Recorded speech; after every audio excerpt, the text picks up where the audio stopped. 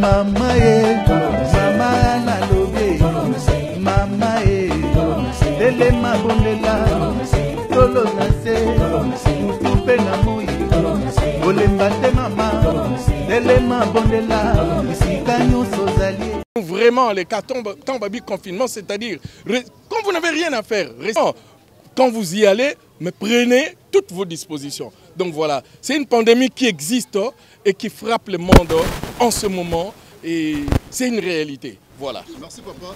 Initiative Salami et pas la patronne Belinda Kandi. Juste un message pour Naïe particulièrement. Vous savez, la ville de Kinshasa, c'est une ville, c'est une province, mais qui a plus de 15 millions d'habitants. Il y a des pays où vous ne trouverez que 3, 4, 5 millions d'habitants. Mais à Kinshasa, il y a plus de 15 millions d'habitants. C'est-à-dire, Kinshasa, c'est toute une république. Et quand on prend des initiatives comme ça, il faut les louer. Et Nzambe a pambola moto azu initiative oyo ya kosala boye et que Batou balandango et vraiment merci beaucoup. Je ne peux lui dire que merci et que Dieu a pambola a pèse encore davantage. Amen.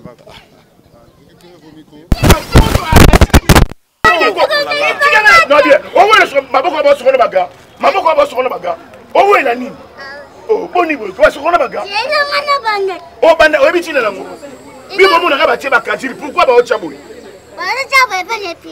épidémie, non. Et c'est là la moniso yé, au monikati, toke pas moutou. Et le quoi les bosso au fongoli. Wapi savant, au vu savant, au tien à ma boku. Au sokoli ma boku. Romona. Faut sokola ma boku et ça pour éviter malade. Maladi wana ezozua na nzela ya maboko, na nzela ya mupepe, na nzela ya bilamba. Yango kosokola maboko boye, tango sokoli maboko silisi, ozui papier mouchoir na yo, ozui opangusi. Donc omona ke virus wana ekozwa yo te. En tout cas maladi o eza sérieux. OK? Mekana mnata. Voilà. Eza mikite. Eza digon. Et bien, Nika Penya. Non, non, non, faut chaque jour. Place union soke, yoke pas mon token à bureau. D'ici quand son alimentation, il faut que sur le cas m'a beaucoup. Avant que tu comptes appeler toilette.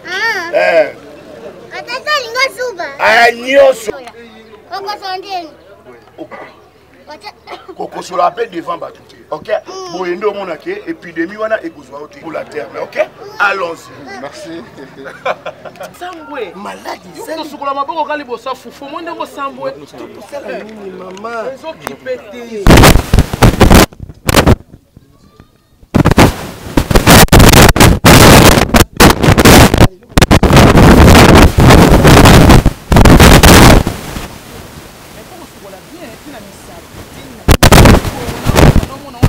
Aventure mais si quoi franchement et toucher pena ba couche nyonso onga mondele voilà après au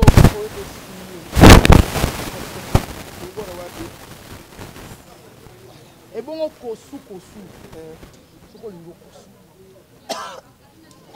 parce que biso ta maboko minene bo te siko za problème minene. Ils ont problème ceux qui kosu yé au sali kosu na loboko ça veut dire aux la chemise là yo au protéger so la chemise bien di chemise oui ce qu'on dit chemise là bon so la dimanche non ça là là c'est protéger comment on fait se protéger voilà voilà et puis comme ça 1 mètre na ndekona mobali to ndekona mwasi yokuna ngape awa bon na kati ba taxi to fana 1 mètre ndenge na kati ba taxi faut se protéger na nini na masque ah bon parce que ba soy oyo zolo bana muninga po ekoma ipa na yote ah bon c'est protéger na ngai yo po se protéger moi ba soy na ngai ekoma ipa na yo donc na kati corona virus yo batelanga ngape na batela yo donc to batela na parce que ce qui na pesi mbote boye ezali mabe éviter bakoyambana ba bisous c'est très dangereux donc coude allez coude ok ba micro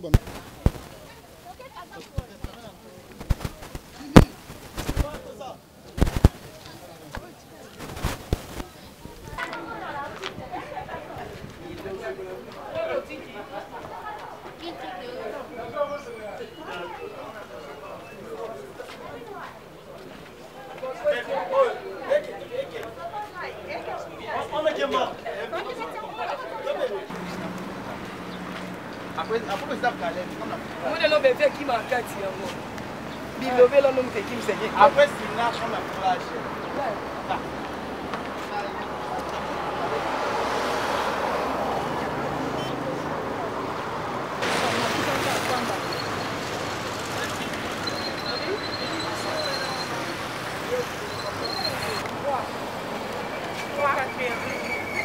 Quoi déjà? Chaque samedi, dimanche, voilà, on en a.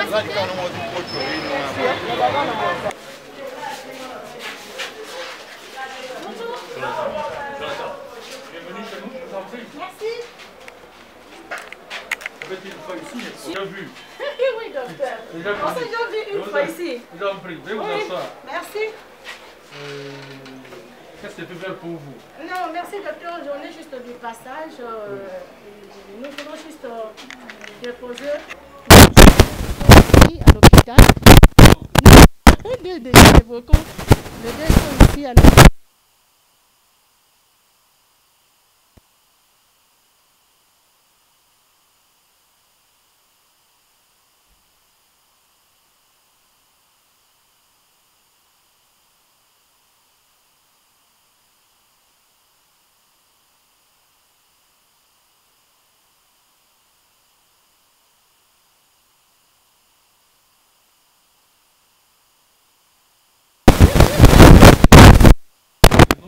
Merci pour le geste parce que là, on est presque abandonné. On se débrouille avec les moyens locaux, mais heureusement que vous êtes venus, ça va nous aider parce que la lutte doit être ensemble. L'ennemi est invisible, mais nous devons être unis pour le combattre. Il ne faut pas imiter les autres, donc on doit être unis pour le combattre. Merci pour le geste et ça permet que les autres viennent aussi nous soutenir. Merci beaucoup, madame. Je vous en prie.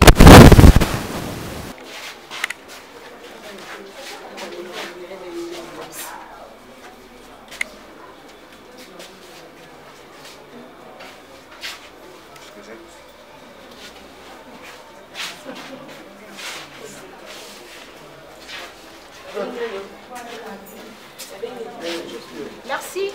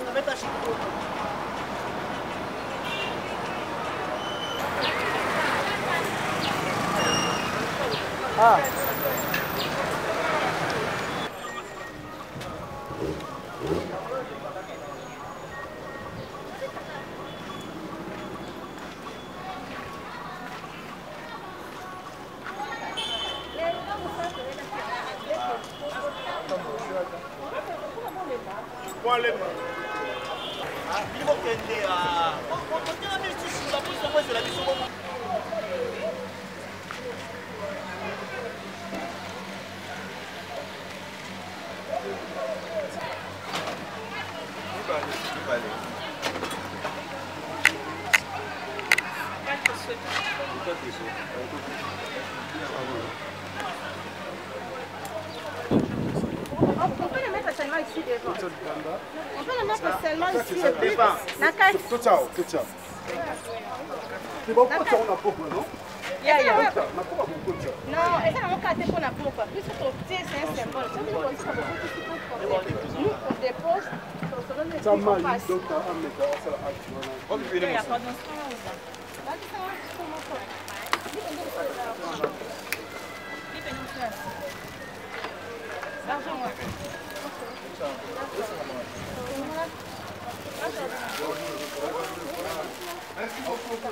Merci. Merci, docteur. Docteur, un mot. D'accord, merci, docteur. Merci, docteur. D'accord. Jean. Maï, donc tu vas faire ça. Papa, merci.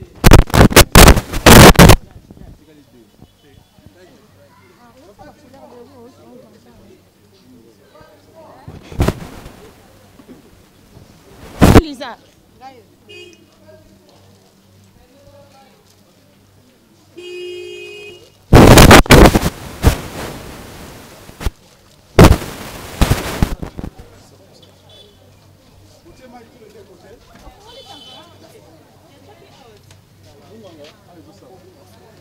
Donc,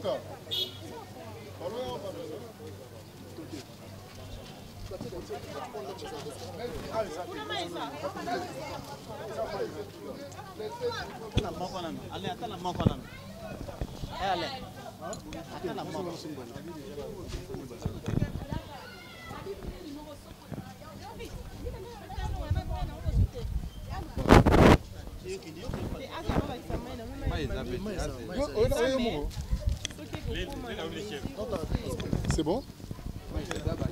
Docteur, bonjour. Bonjour. Voilà, message des Anini, coronavirus.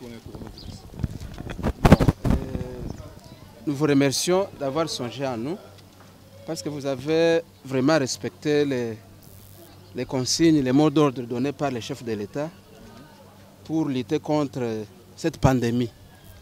Ainsi, nous vous remercions de tout cœur et que ceci ne se limite pas ici à la clinique Providence, que vous les puissiez le faire pour la pandémie et nous vous remercions. Ok, merci. Qu'est-ce que vous allez dire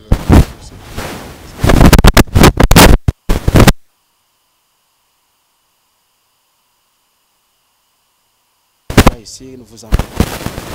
Et il y a aussi les gens qui vous soutiennent pour que ça puisse aller plus loin aussi.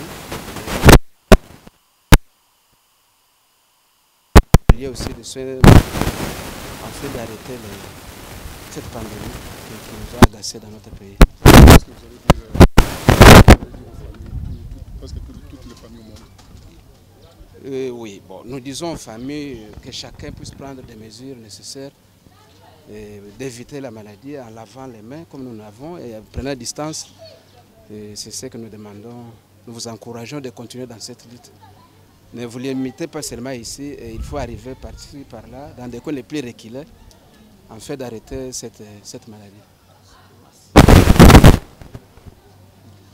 Bonjour. Voilà, message aux Anini à Bandeko tout Bazolanda Bisso à travers le monde. Bon, mais premièrement, d'abord pour l'initiative pour Yamalonga ou Belinda Kandi à Sali. Vraiment, tout se pèle dans l'initiative.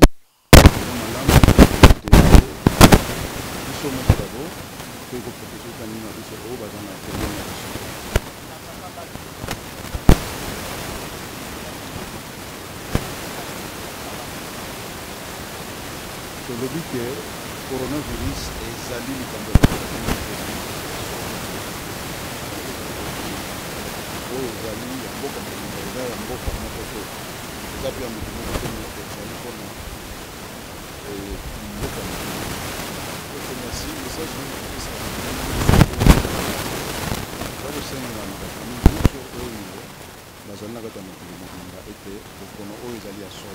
mais toko komibatela na yango na lolenge ya kosokola maboko na biso na sabuni na mai mikolo nyonso mpe ntango inso na ndenge wana tokobatela biso moko tokomibatela mpe tokoyeba koprotege baoyo bazali nzinga na biso.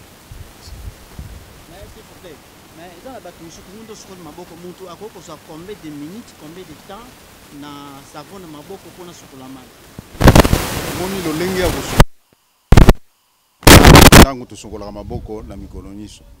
Oyo ya biso ya ngonga oyo pona bokono oyo tokotia sabuni na biso na maboko pe kosokola maboko na biso kati ya misapi konguluta malembe poete mikolobo oyo ekoti kati ya maboko na biso. Tokosala bongo na minitu zomi na mibale to zomi na misato.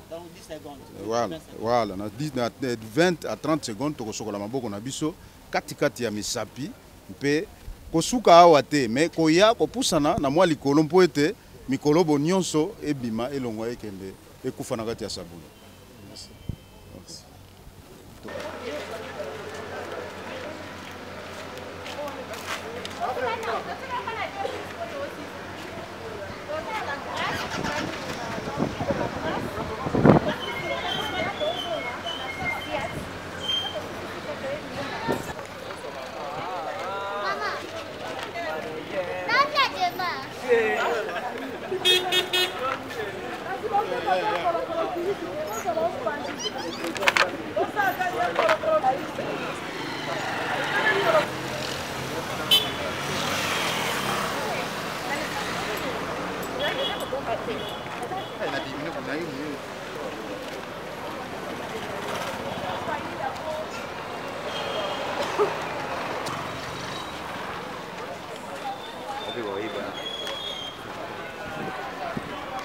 tambola na di bana ngo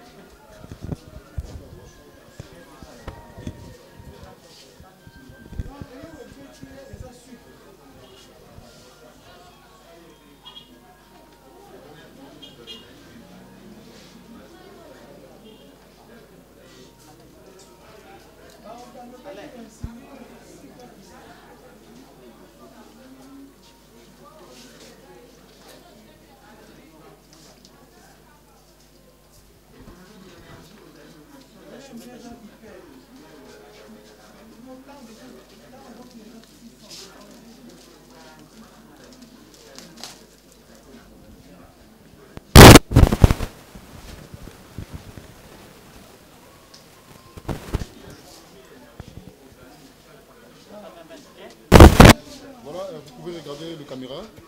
Juste un message pour la population. Bon, juste pour Lingala français. Bon, juste pour dire à la population que dans la période de pandémie à coronavirus et côté Namboka, et ça le kutate est solo parce que chaque fois information zo les cas bazo pe sabiso baka oyo tokomi na yango. En tout cas, nous disons à la population, il faut toujours qu'il y ait une bonne hygiène. Hygiène ezani neza ko sokola maboko ndenge geste bomoni na uti ko salawa o sokola maboko na savon détergent et puis na maille plus ou moins 20 secondes et puis au rincer yango bien au pangusi au bois qui papier na poubelle comme il faut. Ce qui m'a ezate ya ko sokola maboko tokoki ko utiliser ba détergent hydroalcoolique pour na ko désinfecter maboko na biso. Il faut qu'on évite air nyonso kopesa na bambote. Kopesa bambote ezali ko faciliter contamination et microbes. Tant oza kopesa muninga mbote, isengeli na chaque fois osoko maboko. D'où na moment to komi, il faut qu'on évite kopesa bambote. Et puis ko sokola maboko eza vraiment le bienvenu régulièrement air nyonso tout. Merci maman Nini pour l'initiative pour le Bon, initiative c'est bien, vous voyez, en tout cas c'est ce qu'il faut dans moment autozali. Moment autozali sengel na biso to sokwa maboko to pesi merci mingi na initiative à maman Bellevie ndenga penser dans centre la grâce en tout cas ezali bien pour na biso ba personnel soignant et puis eza bien pour na ba malade na biso tong bazo ya chaque fois bakuti ba lave mais ezali la première des choses quand ils entrent à l'hôpital bazo bandana na ko sokwa maboko pour na ko éviter ko contaminer bato mususu. En tout cas nous vous disons merci pour cette initiative chaleureuse au bomemeli biso na sika. Merci.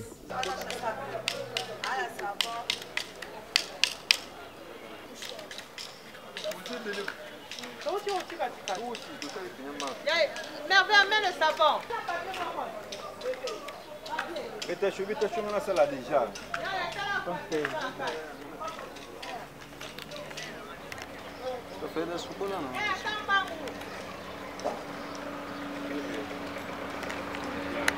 La voiture est bloquée. Kanda.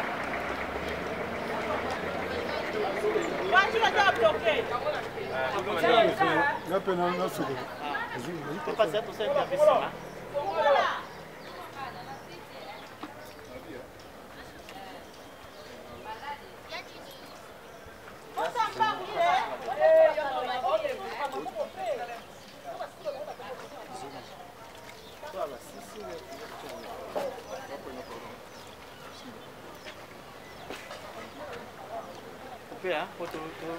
on associate pour déposer pour éviter maladie de coronavirus. Mais le message est à la population par rapport à la maladie de coronavirus.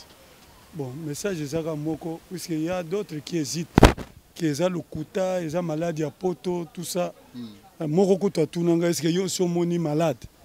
Il faut pas me mêler malade wana nandako. Yango nazo kosenga batu nyonso. Ke bayeba ke malade wana eza réalité. Eza vrai, eza coexister puisque ailleurs batu baza kokufa. Nebite soki bazwa bibembe wana babanda kolakisa ngo batu to ndenge nini. Nazo remercier Belle Vie TV ndenga songer na biso ba policier. Aye kotikela biso lave et ozalaka pona biso ba policier te même ba passant. Il y a beaucoup de policiers ou peut-être qu'ils négligent ma camarade. Mais oui, nous avons encouragé Bango que malade est la réalité. Donc, ça les réalités, ça tue. Un ennemi présent, ennemi invisible. Alors, il faut que les locaux. Mais cause à la paix qu'il y a Kangi Moutou. Ça il faut tous les mesures de précaution et pas de cause. Bah songer na biso tous en contact permanent na population. Neti ba gandenge bolatia wa ba kashine biloko est très important pour na biso ba policier. Na bino moko pe ba policier lokola bozana pour na biso population pour la surveillance na biso population mais tout le monde rappelle à mon jeep boza 4-5. Entre-temps, oui, il faut distance à 1 mètre. Oui, oui, évidemment. Il faut garder peu de distance à 1 mètre, tous à la protéger. C'est ça le problème. Ok, merci. Merci. Juste un message, on a abonné, il y a une chaîne Nyon Sueza, surtout il y a Belle Vie TV. Par rapport à l'initiative Malonga Oyola, patron de Belinda Kandiazu. Message est message est qui va continuer et sous Kakawate. Ailleurs, il peut continuer puisque c'est pour tout le monde. Hein? Basukaka na société lojate, ba kende pe na ba société mususu pour ba aider ba on est locaux, ça la bien. Merci.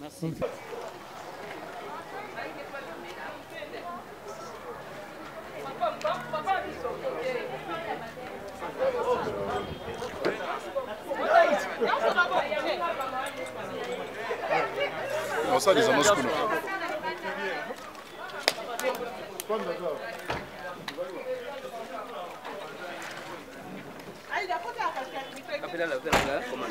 Bon exemplaire.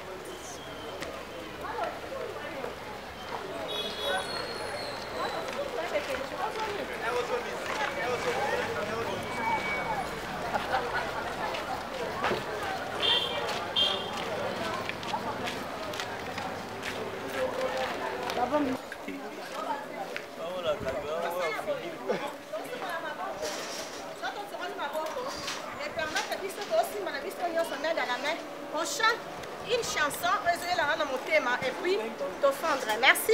Merci. Merci. C'est gentil. Bon, peut-être que quand tu vas manger, c'est pas ma bouffe. Vas-y. Allez, allez. Attends, tu vas abonner.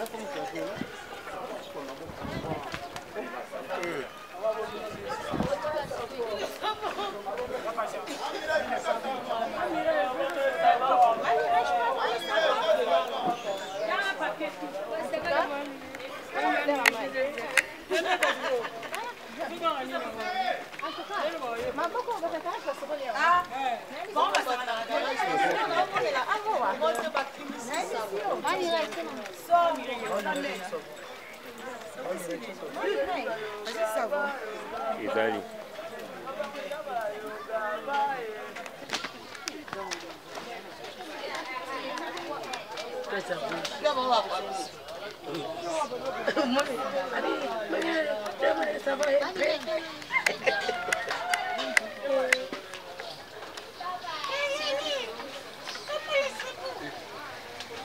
tomoni yo na kati ya course oyo surtout tosala totali tour la sensibilisation pour na coronavirus batingi basukola maboko message nini yo oza nango surtout pour na initiative oyo Bellevue TV asali.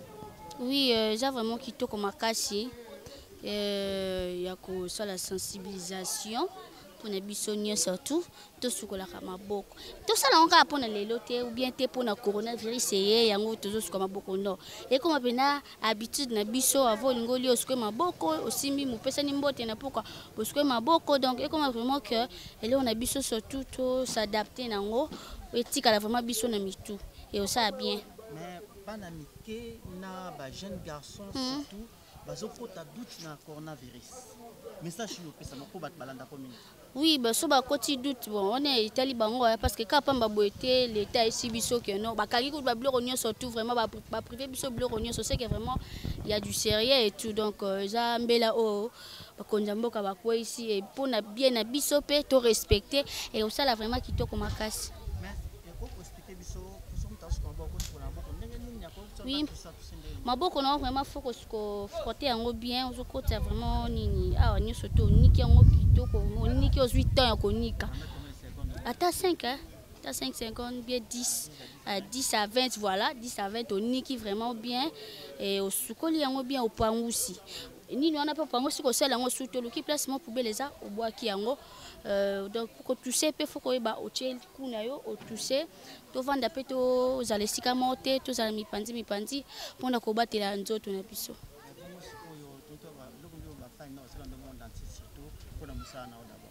musala na micho to pe mina no pe par rapport à makamba on des autres qui mais musala est vraiment dans les bons mino bozo mona ndenge musala ezo salama donc on n'a pas le choix et belé kaka tout ça ka musala promet c'est ça que tout ça musala ezo continuer bon s'abonner toujours na ba page Facebook WhatsApp et ba page Instagram Facebook na ba chaîne open na le kaka mingi na YouTube ba chaîne on a le kaka mingi vraiment bon s'abonner ça la bien.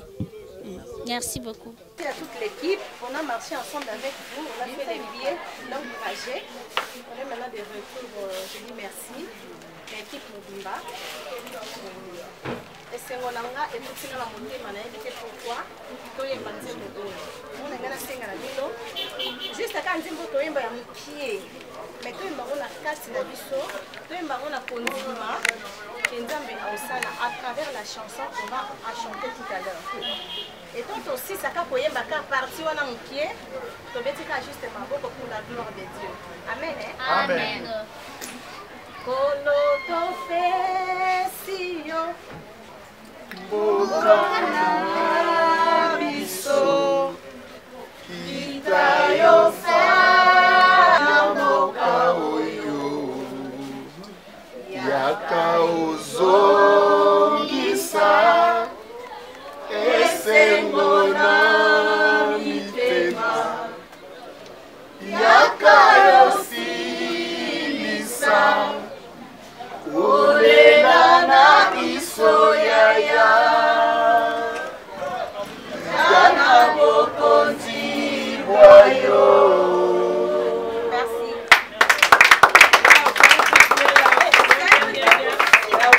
C'est un truc de ouf. C'est un truc de ouf.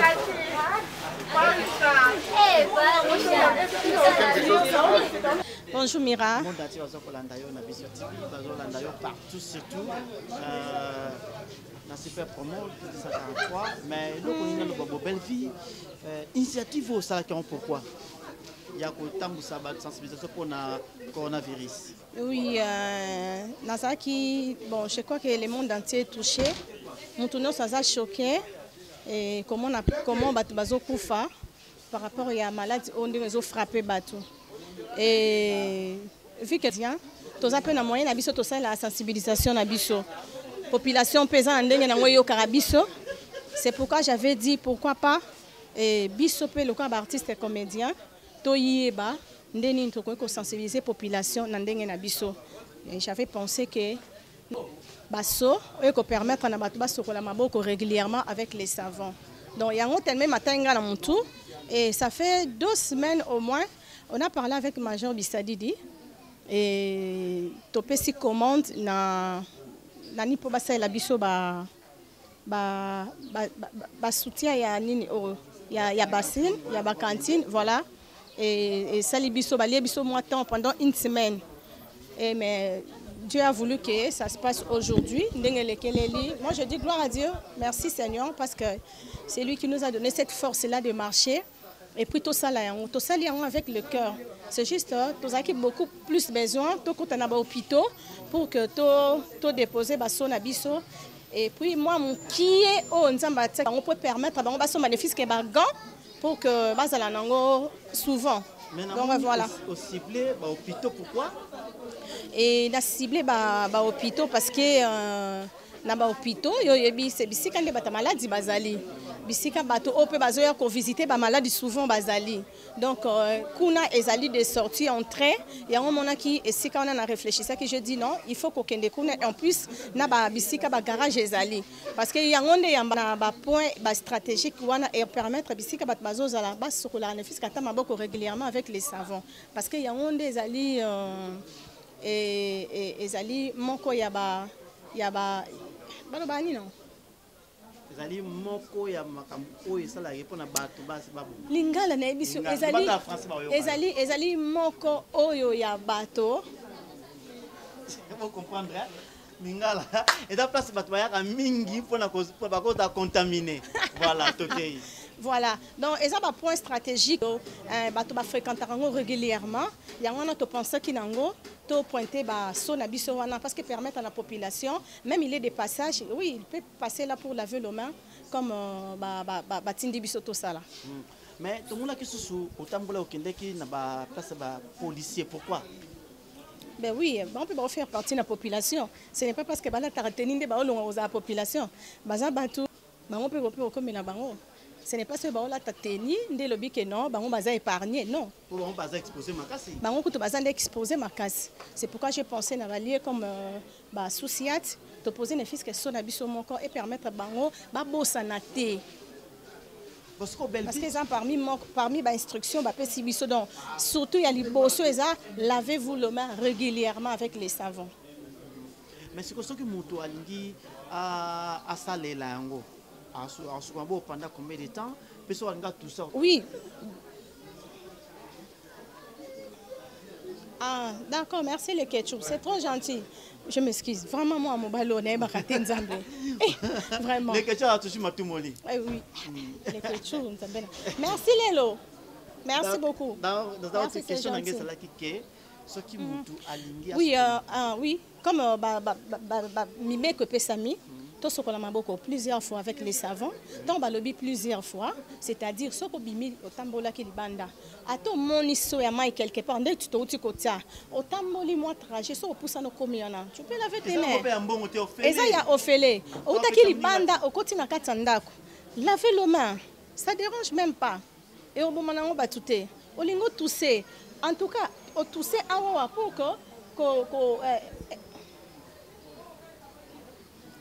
tout cas, excusez, tout ça l'émission là-bas là, et voilà comment tout ça dérangé, et voilà. Donc, et ça quand juste on a interpellé la population na biso, ba respecter car ba principe au ba biso et aux ala bien et aux ala bien, ça fait partie ya santé na biso, ya on peut pousser biso que ba maté ezo biso té. Qui est derrière Belleville Kandi? Jésus-Christ de Nazareth. Jésus-Christ de Nazareth.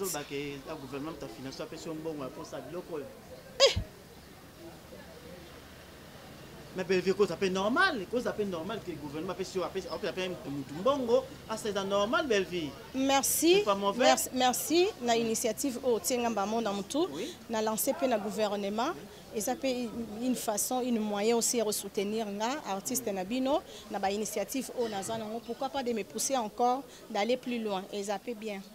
Pour mon ba initiative yo ça